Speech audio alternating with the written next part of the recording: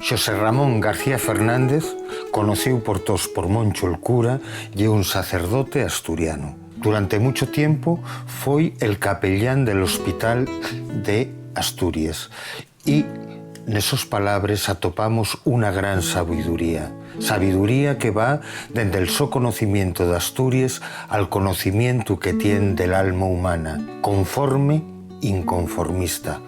Ese ye Moncho el cura, una persona que ye, como él mismo se define, un verso libre.